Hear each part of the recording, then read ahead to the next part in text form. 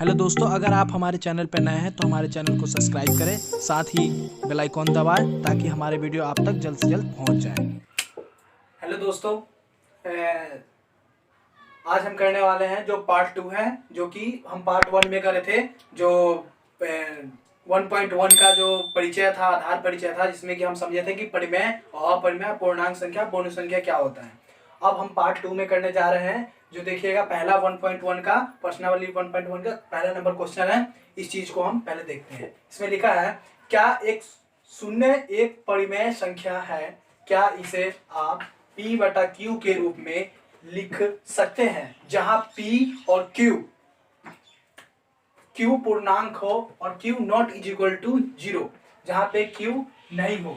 जहां पे देखिए, यहाँ पे बोला है कि एक परिमेय संख्या ज्ञात करना है, तो लिख सकते हैं हाँ, परिमेय संख्या होता है जहां पे परिमेय संख्या 0 बोला है कि 0 शून्य है, तो हाँ शून्य परिमेय संख्या, परिमेय संख्या है। अब जहां पे बोला है Q नहीं होना चाहिए, तो जैसे मान लो कि 1 बटा हम 0 बटा 1 लिख सकते हैं।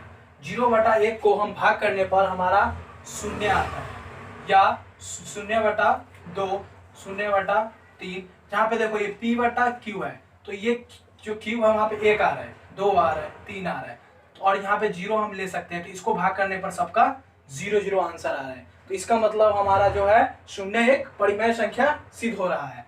तो हमारा Q के स्थान पे तुम ले सकते हो 1 2 3 4 बटे में लगा के, और ऊपर P के यहाँ पे लग सकते हो कुछ भी 0 ले लो, क्योंकि 0 से भाग करने पर, किसी भी पहाड़े को 0 से भाग करने पर 0 आता है। चाहे गुना करने पर, चाहे 1 लाख हो चाहे 1000 हो, उनको गुना करने पर 0 आता है। इसी से समाप्त होता है। इतना आंसर आप लिख दीजिएगा। और दूसरा है हमारा, दूसरा है 3 और 3, इसमें लिखा है 3 और 4 के बीच था। 4 के बीच 6 परिमेय संख्या ज्ञात करना है। 3 और 4 के बीच में 6 परिमेय संख्या ज्ञात करने के लिए क्या करेंगे कि 6 प्लस 1, एक ट्रिक मैं बताता हूँ। 6 प्लस 1 लगा देंगे, इसको कितना हो गया 7। 7 को हम 3 से गुना करेंगे, 3 गुना 7, तो आएगा कितना बचेगा इसमें, 3 गुना 7 तो होगा 21, और इधर 7। अब 4 है, तो यह 4 को इसको भी गुना करेंगे 7 से, 7 चौक 28, अब आगे 7 एकम 7। अब 21 बटा 7 और यहाँ 28 बटा 7 है। इसके बीच में जितने भी संख्याएं हैं वो लिख दीजिए।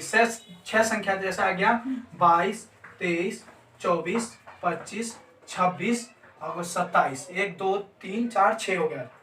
टोटल 6 परिमेय संख्या होगा। इसके नीचे लगा दीजिए 7 7 7 7 7। और एक और ट्रिक है कि, दूसरा ट्रिक है कि 3 को 10 से गुना कीजिए, और इसको भी गुना कीजिए 10 को, और इसको नीचे से भी 10 को। तो इसको इससे 10 से गुना करेंगे 30 आ गया, और 10 का 10। अगर 40 है तो 40, 4 को 10 से गुना कीजिए, और इधर नीचे 10 था, तो इसको भी किया जाएगा इतना 40 10। 30 और 40 के बीच में भी लगा सकते हैं 6 संख्या, 31 बटा 10, 32 बटा 10, 33 बटा 10, 6 संख्या लिख सकते हैं। ये दूसरा क्वेश्चन है। अब है क्वेश्चन तीसरा। क्वेश्चन तीसरा में बताया गया है 3 बटा 5 और 4 बटा 5 के बीच में 5 परिमेय संख्या ज्ञात कीजिए। अब देखिए, हमने परिमेय संख्या सिद्ध करने के लिए क्या बोला था कि 5 परिमेय संख्या बोलेगा तो 1 प्लस कर दीजिए, 6 हो जाएगा। तो 6 को एक और 2 तरीका मैं बताने वाला हूं, जिसमें तो पहला तरीका है कि 5 अगर परिमेय संख्या बोले तो 5 को, मान लो इधर 5 को प्लस 1, 6 परिमेय संख्या 6 से गुना करना है, गुना करना है। अब जैसे मान लो कि यहाँ पे 3 बटा 5 है, और गुना इसको 6 से गुना करना है, इसको भी 6 से गुना कर, जैसे उसमें करें क्वेश्चन नंबर 2 में 6 18। अब ये 6 बचे 30। अब हमको ये करना है। अब ये करने के लिए हम इसको ले लेते हैं 4 बटा 5। अब इसको गुना करेंगे 6 से, तो इसको भी आएगा 6 चौक 24, और 6 बचे 30। एक बात ध्यान रखना है कि जब परिमेय संख्या निकालते हैं तो जो नीचे का जो अंक होता है, ये नीचे का अंक दोनों बराबर होना चाहिए, और इसके बीच में जितने भी है 5 परिमेय संख्या बोला है, तो 5 परिमेय संख्या लिख दीजिए। जैसे 19 बटा 30, 20 बटा 30, 21 बटा 30, 22 बटा 30, 23 बटा 30, 24 बटा 30। अब देखिए 18 है, 18 के बाद 19 लिख लिए, 20 21 22 23 24। अब यहाँ 24 बोला है तो 24 लिख सकते हैं आप नॉर्मली, 2 4 6 हो जाएगा। अगर 23 तक लिखना है तो 23 तक भी लिख सकते हैं। 2 4 1 5 परिमेय संख्या हो गया। एक और ट्रिक है इसमें कि 3 और ये 5, इसको वही फिर से 10 से गुना कर सकते हो। 10 से इसको गुना करिए, 10 को इससे गुना करिए, 10 दिया 30, 30 को और नीचे वाले को 10, 10 बचे 50 और एक और इसमें बचा 4/5, इसको गुना करिए 10 से, इसको भी गुना करिए 10 से, 10 चौक 40 और 50।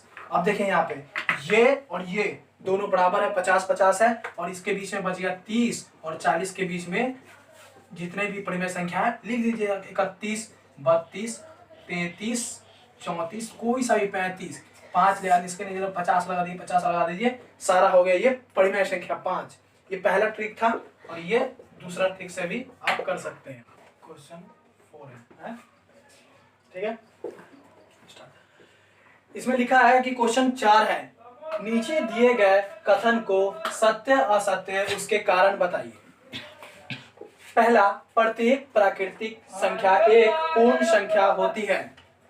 पहला क्वेश्चन है प्रत्येक प्राकृतिक संख्या पूर्ण संख्या होती है, तो इसमें लिखना है क्या? सत्य। हाँ, क्यों? क्योंकि जो प्राकृत संख्या होता है वो हमें 1 2 3 4 अनंत तक होता है, 1 2 3 4 अनंत तक होता है, जबकि पूर्ण संख्या जो होता है वो हमें कहाँ 0 से स्टार्ट होता है, 1 2 3 4 5। तो ये जो प्राकृत संख्या है और ये पूर्ण संख्या है, तो पूर्ण संख्या में 0 से स्टार्ट होता है अनंत तक जाता है। प्राकृत संख्या होता है जो 1 से स्टार्ट था वो भी अनंत तक ही जाता है। तो क्योंकि प्राकृत संख्या 1 से स्टार्ट हुआ, 0 से स्टार्ट हुआ, तो ये पूर्ण संख्या में प्राकृत संख्या आ रहा है 1 2 3 4, तो इसीलिए वो पूर्ण संख्या हो रहा है। दूसरा में है प्रत्येक पूर्णांक एक पूर्ण संख्या है।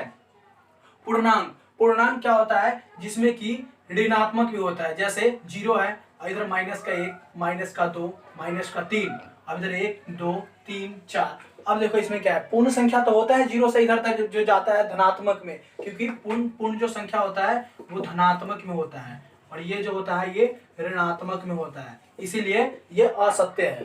ये क्या होगा? असत्य। क्योंकि पूर्णांक का होता है वो ऋण में जाता है, जबकि पूर्ण संख्या आप जानते हैं कि 0 1 2 3 5 होता है, इसलिए धनात्मक में, तो यह सत्य है, ये गलत है, ये कभी भी नहीं हो सकता है पूर्ण संख्या पूर्णांक।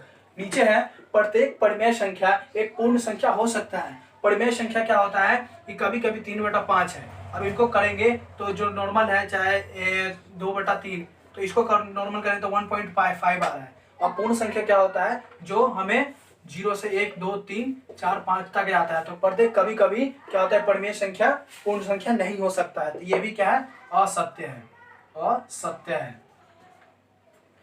क्योंकि देखिए इसमें परिमेय संख्या होता है जो p/q के रूप में लिखते हैं, जहां पे q naught is equal to 0 होता है, ठीक है, जहां पे नॉट तब p परिमेय संख्या होगा, वरना अपरिमेय संख्या सिद्ध हो जाएगा, इसीलिए ये असत्य है। और हमारे ये जो वीडियो है जो इसमें जो 1.1 का है, जो ये पूरा जो 1.1 का जो लेसन प्रश्न वाली था ये समाप्त हुआ। और अब पार्ट 2 में हम पार्ट 3 में पार्ट 2 ये है, और पार्ट 3 में हम पढ़ेंगे 1.2 का पार्ट 3 में, क्योंकि YouTube पे वीडियो डालने के लिए काफ़ी लंबी वीडियो बन जाती है, जिसके कारण ऐसे पार्ट 1 पार्ट 2 करके वीडियो डालनी पड़ती है। धन्यवाद।